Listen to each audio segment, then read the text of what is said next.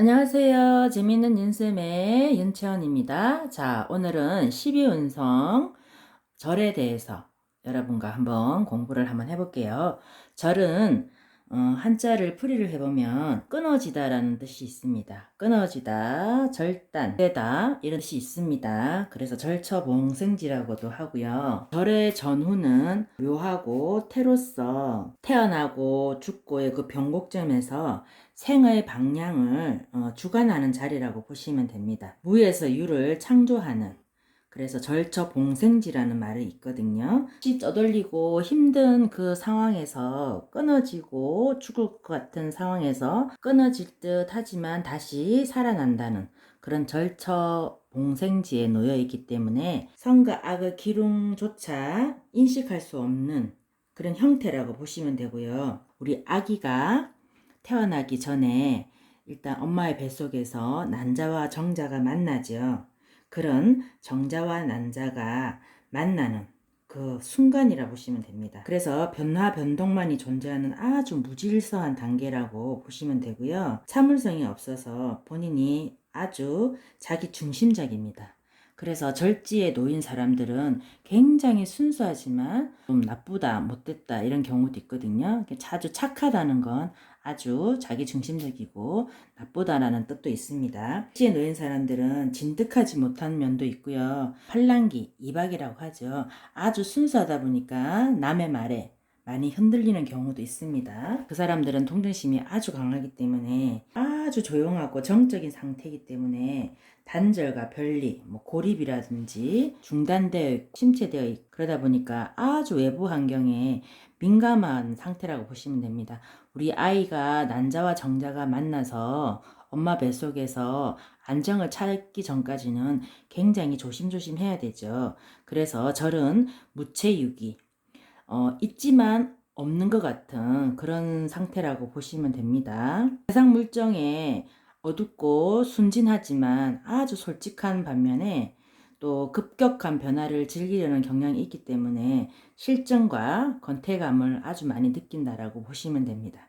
그래서 절제에 놓인 사람들의 그런 직업은요, 아주 간념적이고 생각이 많은 사색적인 학문이라든지 종교 할인 쪽에 업을 두시면 좋은 일이 많이 생깁니다. 그 절처봉생지에 놓여 있기 때문에 항상 힘들고 정말 죽을 것 같은 상황이 되면 꼭 어디서 누군가가 나타나서 도와주는 천우신조가 있습니다. 성의 육친이 절에 놓여 있는 경우에 현재는 끊어지고 힘들고 단절되어 있는 상태지만 후반으로 갈수록 저기 전도 현상이 나타나기 때문에 흉에서 길로 변하는 좀 우여곡절 끝에 아주 길로 변한다라고 보시면 됩니다. 12운성에서 절에 놓여 있는 우리 일주를 보면요. 갑신일주가 편간에 놓여 있죠.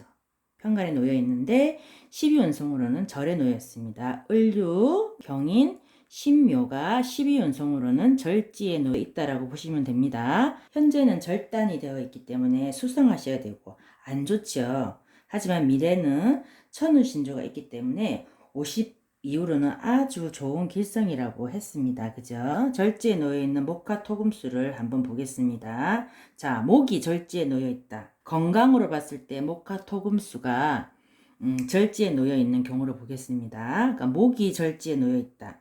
그러면 관절이라든지 뼈 이상이 안 좋을 수 있고요. 화 기운이 절지에 놓여 있다. 그러면 심장이라든지 순환기 계통이 건강이 안 좋을 수 있습니다. 그럼 토 기운이 절지에 놓여 있다. 그러면 위라든지 개장 부분이 순환기 쪽, 소화기 기능이 안 좋을 수 있습니다.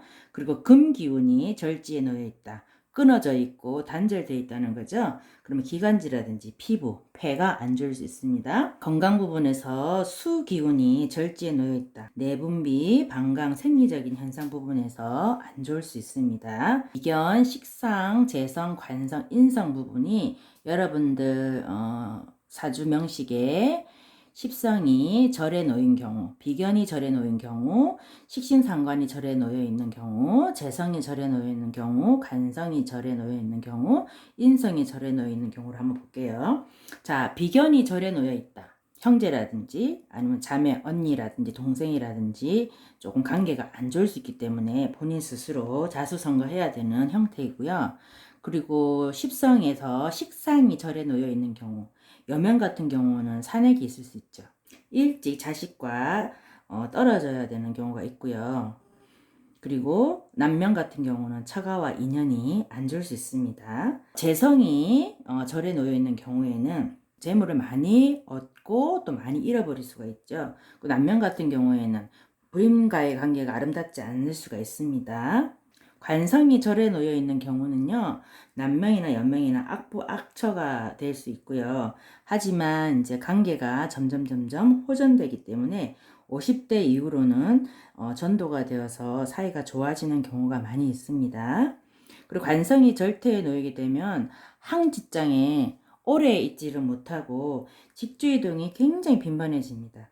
그래서 직업이 우리가 보통 100개라고 하죠. 남명 같은 경우에는 자식과의 인연이 좀 멀다라고 보시면 됩니다. 자, 인성이 절퇴에 놓인 경우는 부모의 음덕이 없다라고 보시면 되고요. 공부가 어렵기 때문에 학난학마가 따른다고 하죠.